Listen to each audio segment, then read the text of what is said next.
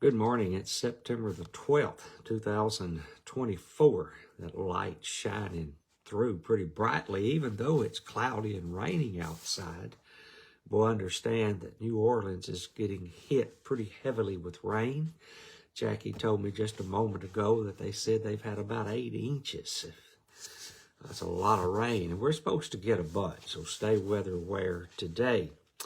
Week 37, we've been reading about Andrew. The author this week is Keith Harris. He's had some good lessons, good readings about Andrew, someone we don't hear a lot about, but boy, we know a lot about. He brought people to Jesus. That's what we'll see again in our reading this morning. The title this morning is Andrew the Missionary. Yesterday was Andrew the Fisher of Men. Today, Andrew the Missionary. Today's scripture is John chapter 1, verse 41 and 42. And we've looked at these passages several times, and boy, they're powerful passages. Not unlike many Christians in the early church, Andrew had a heart for telling others about Jesus. We see this early on in experience with Jesus. John wrote concerning Andrew, he first found his own brother Simon and said to him, "We have found the Messiah," which means Christ. He brought him to Jesus. John chapter 1, verse 41 and 42. Andrew was the one responsible for bringing his brother to Jesus. Some have referred to Andrew as the first domestic missionary. Scripture shows that he was the first to identify Jesus as the Messiah and the first to bring someone to Christ. But Andrew's mission efforts were not confined to his own family or close associates. And he's about to use a passage that I guess I've just read over. I've just not ever really remember reading it. I know I have, and probably many times, but it's one maybe I've read over. But here, we also see him along with Philip and Peter presenting some Greeks to Jesus. In recording the events of Passover week, John wrote, "Now among those who went up to worship at the feast were some Greeks. So these came to Philip, who came from Bethsaida in Galilee, and asked him, 'Sir, we wish to see Jesus.' Philip went and told Andrew. Andrew and Philip went and told Jesus." I guess, looked over those passages, but here he is. In fact, Philip must have thought enough of him and knew that he knew how to bring people to Jesus. And so Philip goes to Andrew, and Andrew and Philip go to Jesus. That's John 12, verse 20 through 22. Because of this, Andrew has been named among the first foreign missionary. Before it just said he was the first domestic missionary. Now it says he was possibly the first foreign missionary. Certainly there's a mission mindset among the followers of Jesus, including Andrew. Now that's the important sentence in this reading, in all week's reading, that there's a mission mindset among the followers of Jesus. While not much is recorded in the New Testament concerning the ministry and missionary work of Andrew, we know that he answered the call from Jesus to be a fisher of men.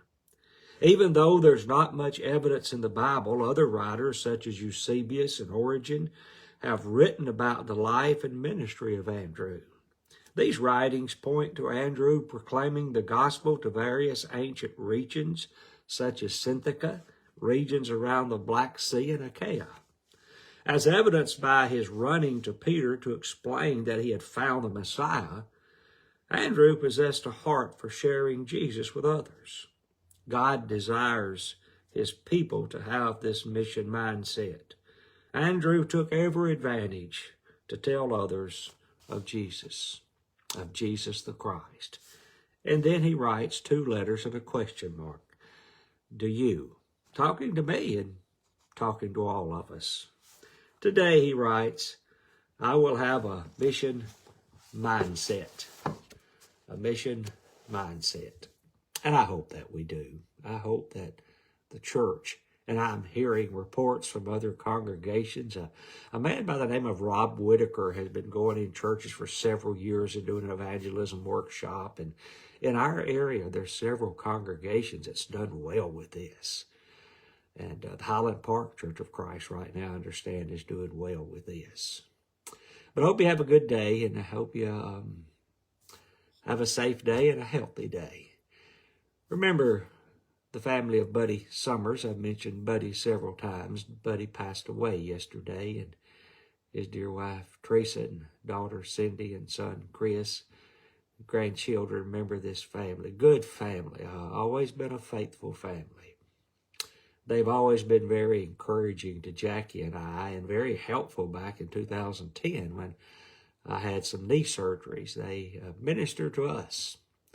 But remember this family. Continue to remember Kevin Dillon and Richard and their families. Remember a dear, dear special friend, Steve Tucker. I didn't realize Steve was so sick, but he called me yesterday, and Steve's not doing real well. In fact, he's pretty sick. Remember Steve Tucker. There's a lot of good men in the world, but there's not one better than Steve Tucker. Man, he's been a great servant.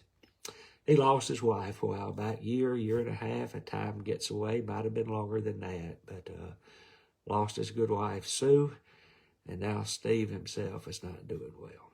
Please remember him. Just so many others we've been mentioning every day, those that have cancer and different things and taking treatments, and just pray for all that we've been mentioning, but all that you know in your prayer life. But I hope you have a good day today and a healthy day today. I'll see you sometime tomorrow. Watch the weather and make sure we stay safe. See ya.